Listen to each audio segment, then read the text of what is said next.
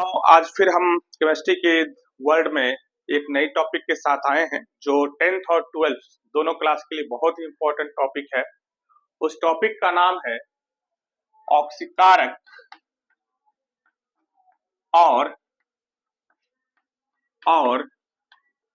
अवकारक पदार्थ का निर्धारण। ये बहुत ही महत्वपूर्ण टॉपिक। कुछ किताब ने इसे दूसरा नाम भी दिया है और बच्चे को अगर एनसीईआरटी की किताब देखे होंगे तो ऑक्सीकारक को हम लोग उपचायक और अवकारक को हम लोग अपचायक पदार्थ भी कहते हैं। तो कुल मिला के हम इसे दूसरा हेडिंग जो देने वाले हैं, ऑक्सीकारक और अवकारक पदार्थ का निर्धारण के बदले में उपचायक और अपचायक पदार्थ का निर्धारण भी दे सकते हैं। बहुत ही इंपॉर्टेंट टॉपिक। प्रेडिक्शन करने वाले हम लोग ऑक्सीकारक या उपचायक किसे कहते हैं, अवकारक या अपचायक किसे कहते हैं। ये 10th क्लास 10th और 12th दोनों के लिए ही महत्वपूर्ण टॉपिक है और केमिकल रिएक्शन में बहुत जगह कंपटीशन कॉर्नर में भी ये यूज होता है। कंपटीशन के लिए भी बहुत ज्यादा फायदेमंद। इस टॉपिक में हम लोगों को ये देखना है कि रियल में होना क्या है। तो अंग्रेजी की भाषा में इसे हम क्या बोलते हैं, ऑक्सीकारक को ऑक्सीडाइजिंग एजेंट और इससे हम रिड्यूसिंग एजेंट बोलते हैं।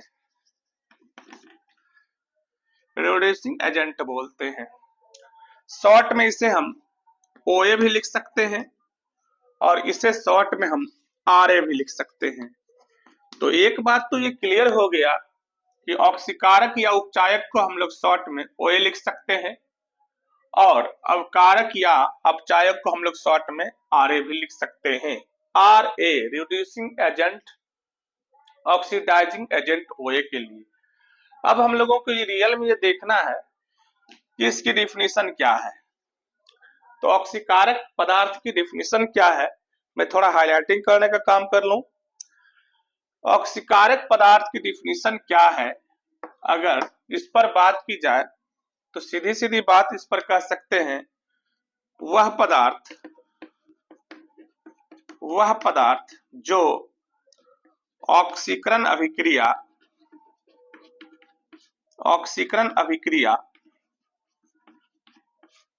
मतलब ऑक्सीडेशन रिएक्शन में भाग लेता है ऑक्सीकारक या उपचायक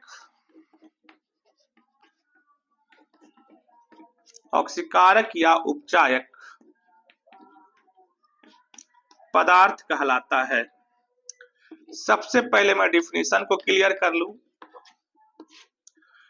तो वह पदार्थ जो ऑक्सीकरण अभिक्रिया में, सॉरी थोड़ा सा मैं फिर चेंज होने वाला हूं। ऑक्सीकरण अभिक्रिया मतलब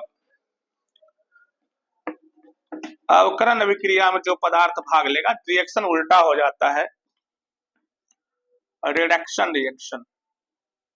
तो वह पदार्थ जो रिडक्शन रिएक्शन में भाग लेता है ऑक्सीकारक कहलाता है तथा वह पदार्थ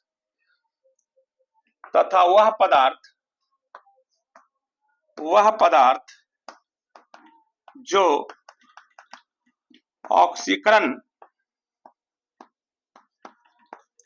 that is called oxidation reaction में भाग लेता है अवकारक पदार्थ कहलाता है। ऑलरेडी हमें यह पता होना चाहिए कि ऑक्सीकारक पदार्थ किस रिएक्शन में भाग लेगा, तो ऑक्सीडेशन रिएक्शन में भाग लेगा, ऐसा बोलना चाहिए, लेकिन नहीं, लगता है कि ये इसकी जगह पर ऑक्सीकारक है तो ऑक्सीकरण भाग लेना चाहिए, लेकिन ये ऐसा नहीं होता है। हमेशा ध्यान रखेंगे, ऑक्सीकारक अभिक्रिया हमेशा रिडक्शन रिएक्शन में भाग लेता है। यानी ये पद हमें ध्यान रखना पड़ेगा, नाम से हम लोगों को ध्यान रखना पड़ेगा। ऑक्सीकारक है तो अवकरण अभिक्रिया में भाग लेगा और रिडक्शन रिएक्शन में भाग लेगा, और अवकारक है तो यह ध्यान रखना होगा कि यह भाग लेगा ऑक्सीडेशन अभिक्रिया में, ऑक्सीडेशन रिएक्शन में। अक्सर प्रॉब्लम क्या होती है कि अवकारक का नाम बच्चे लोग जानते हैं और पट से इसको समझ लेते हैं कि अवकारक माने अवकरण से संबंधित या रिडक्शन रिएक्शन से संबंधित समझ लेते हैं, लेकिन रियल में ऐसी बात नहीं है। यह ध्यान रखने की जरूरत है कि ऑक्सीकारक पदार्थ हुआ है जो अवकरण अभिक्रिया में भाग लेता है, और अवकारक पदार्थ हुआ है जो ऑक्सीकरण अभिक्रिया में भाग लेता है। यह बहुत ही इंपॉर्टेंट टॉपिक। हम कह सकते हैं ऑक्सीकारक क्या है, एक पदार्थ है, रासायनिक पदार्थ है जो रिडक्शन रिएक्शन में पार्टिसिपेट करता है। अवकारक क्या है, तो जो ऑक्सीडेशन रिएक्शन में पार्टिसिपेट करता है। तो सबसे पहले हम लोगों को यह जानना है कि ऑक्सीकारक क्या है, अवकारक क्या है। तो जस्ट उल्टा रिएक्शन, ऑक्सीकारक दिखे तो समझ जाएंगे कि अवकरण अभिक्रिया में भाग लिया होगा, अवकारक दिखे तो समझ जाना है कि ऑक्सीकरण अभिक्रिया में भाग लेगा। फिलहाल मैं आगे बढ़ रहा हूं का जो केस है वहां क्या हुआ, तो हम कह सकते हैं ऑक्सीकारक को शॉर्ट में हम लोग ओए लिखेंगे, और ओए किस रिएक्शन भाग लेगा, रिडक्शन रिएक्शन में भाग लेगा। हिंदी की भाषा में अवकरण अभिक्रिया में भाग लेता है, अवकरण अभिक्रिया में भाग लेता है। और अवकारक के बारे में बात की जाए, आरए क्या है, तो किस रिएक्शन में भाग लेगा, ऑक्सीडेशन रिएक्शन, हिंदी में बोले तो ऑक्सीकरण अभिक्रिया में भाग लेता है। अब हम लोगों को यह देखना है कि कुछ ऐसे उदाहरण हमें लेना है, VVI इसे ध्यान रखेंगे, वेरी वेरी इंपॉर्टेंट।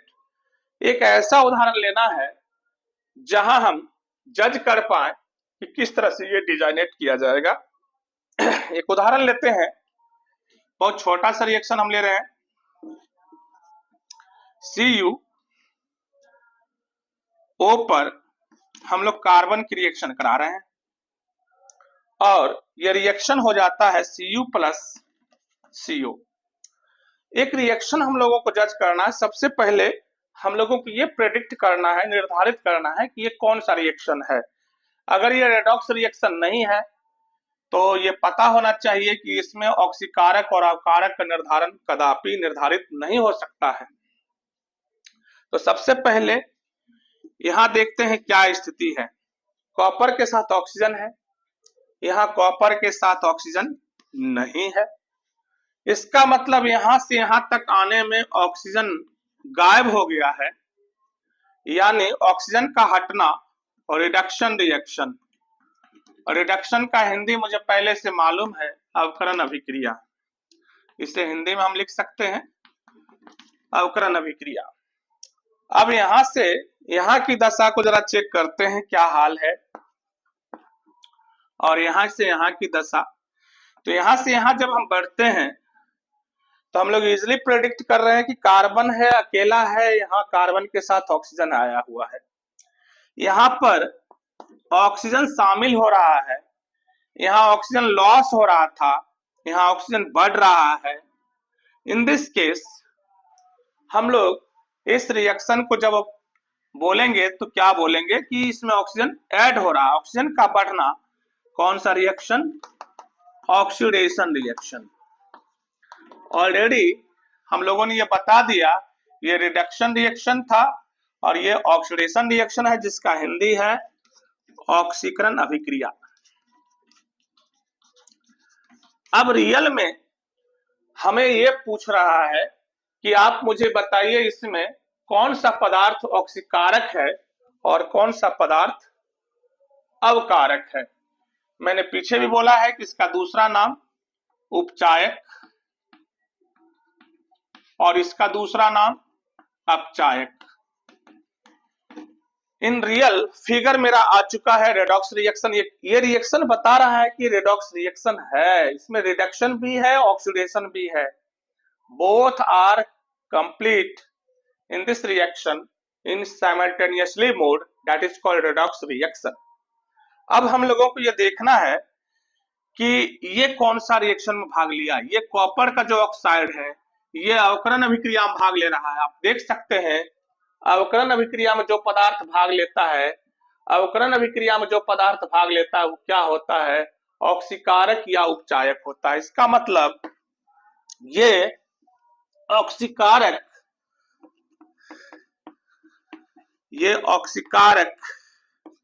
या उपचायक है।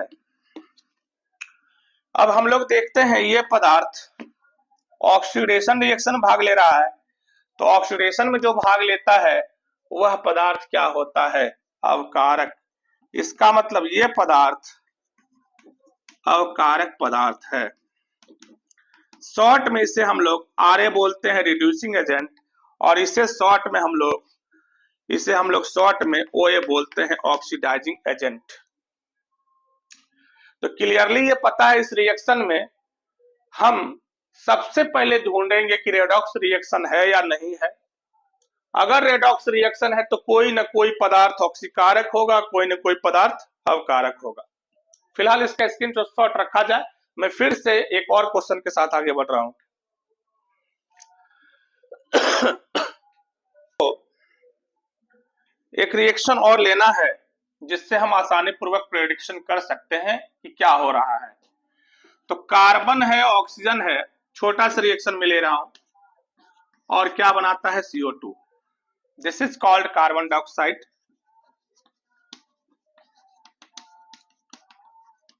और दिस इज कॉल्ड ऑक्सीजन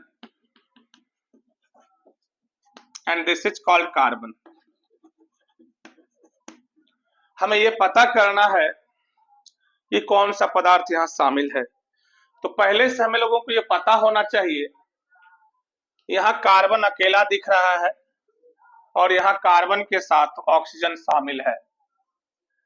यहां से यहां तक आने में क्या हो रहा है, कार्बन शामिल हो रहा है। तो कार्बन शामिल हो रहा है तो ये कौन सा पदार्थ है, क्लियरली पता चल रहा होगा। एक रिएक्शन को भी जज करके हम लोग फाइंड आउट कर सकते हैं। तो यहां से यहां देख सकते हैं, यहाँ कार्बन में ऑक्सीजन आ रहा है, जुड़ा हुआ। यहाँ कार्बन के साथ ऑक्सीजन नहीं है, यहाँ कार्बन के साथ ऑक्सीजन है। तो कार्बन के साथ जब ऑक्सीजन की एडिंग होती है, यानी यहां से यहां तक आने में ऑक्सीजन बढ़ा है। कितना ऑक्सीजन बढ़ गया है, तो 2 ऑक्सीजन बढ़ गया है। तो यहां से यहां तक आने में ऑक्सीजन बढ़ता है, इसीलिए एक ऐसा reaction oxidation reaction, oxidation reaction. और हम लोग ये भी देख सकते हैं, चूंकि ये पदार्थ ऑक्सीडेशन में भाग ले रहा है, इसीलिए हम लोगों ने पढ़ा है कि जो पदार्थ ऑक्सीडेशन में भाग लेता है वह पदार्थ अवकारक होता है, वह पदार्थ अवकारक होता है। तो निश्चित रूप से यहाँ 2 ही पदार्थ हैं, ये खुद अवकारक हो जाता है, तो ये पदार्थ क्या होगा, ऑक्सीकारक होगा। यानी हम लोग ऐसी स्थिति में आसानी पूर्वक ये कैलकुलेट कर पाते हैं, जब 2 ही पदार्थ मेरे पास गिवन है तो एक पदार्थ अगर अवकारक है तो दूसरा क्या हो जाएगा, ऑक्सीकारक हो जाएगा। ऐसे में एक रूल बताने वाला हूं जो बहुत इंपॉर्टेंट है, खास तौर पर कार्बन, हाइड्रोजन और फास्फोरस के बारे में।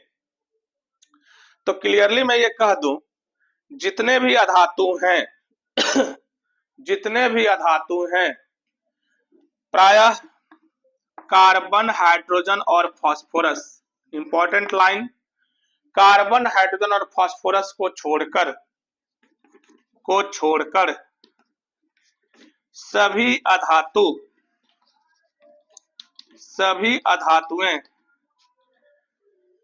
ऑक्सीकारक होती हैं, ऑक्सीकारक होती हैं। यानी ये कॉन्सेप्ट बहुत ही इंपॉर्टेंट कॉन्सेप्ट, कार्बन, हाइड्रोजन और फास्फोरस को छोड़कर जितना भी अधातु आपको नजर आए प्रायः वह सभी के सभी ऑक्सीकारक होते हैं।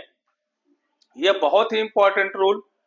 और एक केस और हम लोगों को जो ध्यान देने की जरूरत है वह है सभी धातुएं क्या होती हैं, सभी धातुएं क्या होती हैं ये भी देख लें हम लोग। सभी धातुएं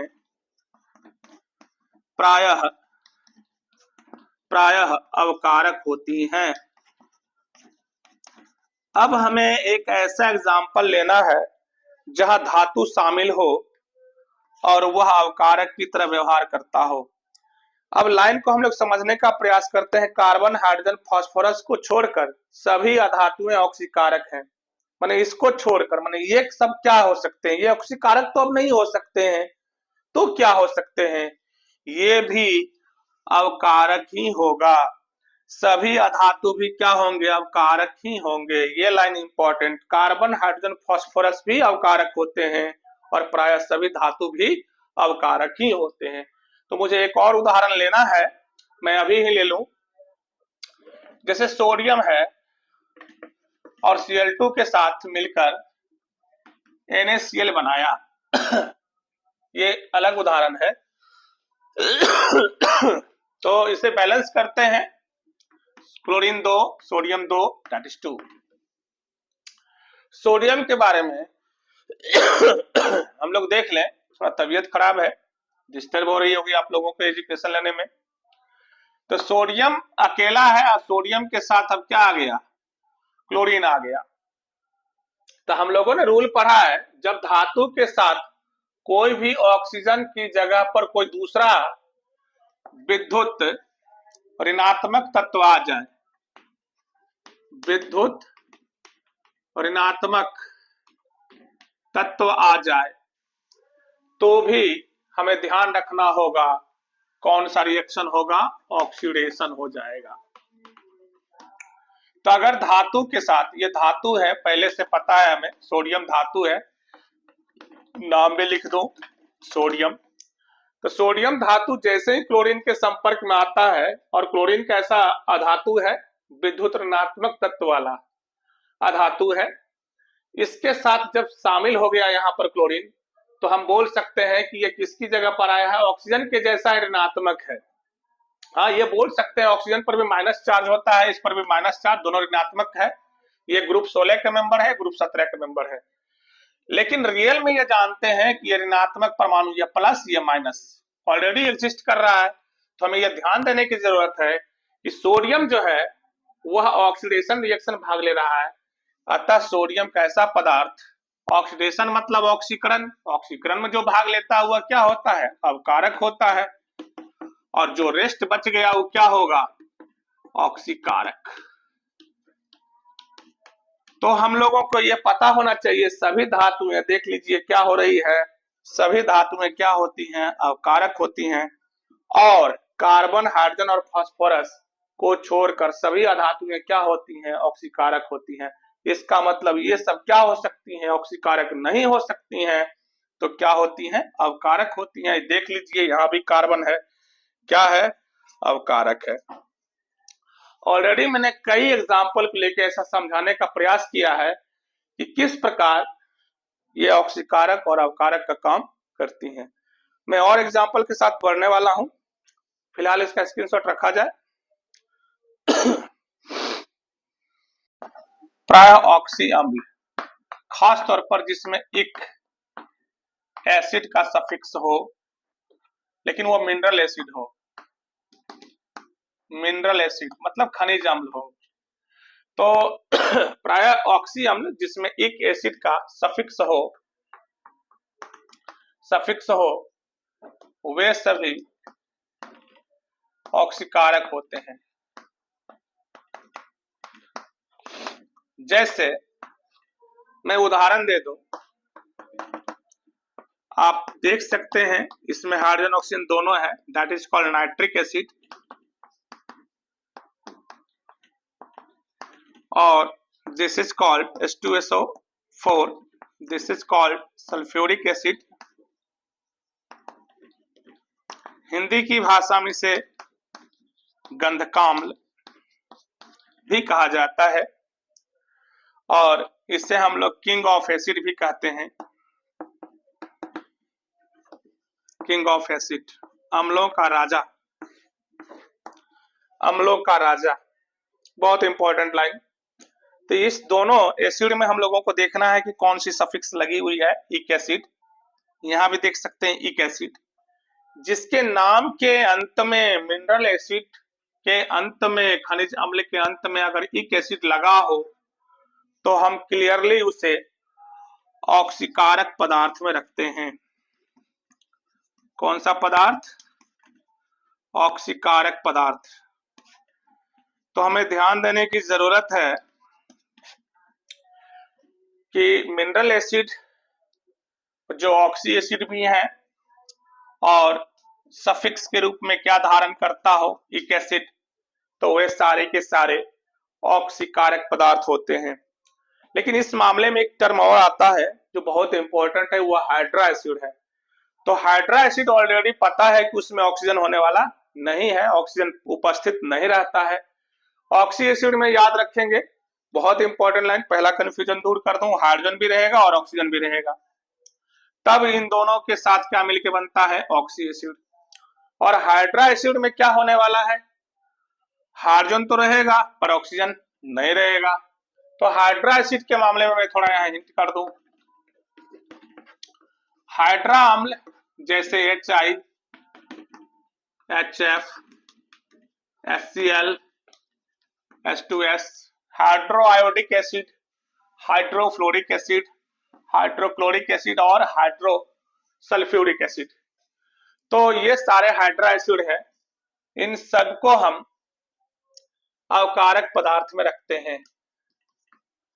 तो ध्यान देने की जरूरत है, कई बार कंपटीशन में ये पूछा जाता है और उस समय टाइम बहुत कम होता है और टाइम को मैनेजमेंट करना कंपटीशन के लिए बहुत ही टफ काम होता है। उस जगह बच्चे ये डिसाइड नहीं कर पाते हैं कि होना क्या है, होना क्या है। तो रियल में ये ध्यान रखना होगा, हाइड्रा एसिड नजर आए तो इजिली कैलकुलेट कर लेंगे अवकारक है। ऑक्सी एसिड अगर आए इक एसिड के फॉर्म में होकर रहे तो ये ध्यान रखेंगे ऑक्सीकारक पदार्थ है। मैं और कॉन्सेप्ट देने वाला हूं, उसको भी मैं क्लियर कर लूं। मैं यहां लिख देता हूं, अगर कोई सॉल्ट, सॉल्ट का मतलब होता है लवण या यौगिक बोल सकते हैं, बहुत सारे यौगिक होते हैं लेकिन लवण यौगिक की चर्चा स्पेशली करेंगे। लवण यौगिक हैं या हो तो उनके पास यदि सफिक्स में, सफिक्स कहां लगता है, आगे या पीछे? बिल्कुल सही, बच्चे लोग सही बता रहे हैं, पीछे लगते हैं। सफिक्स में एट लगा हो,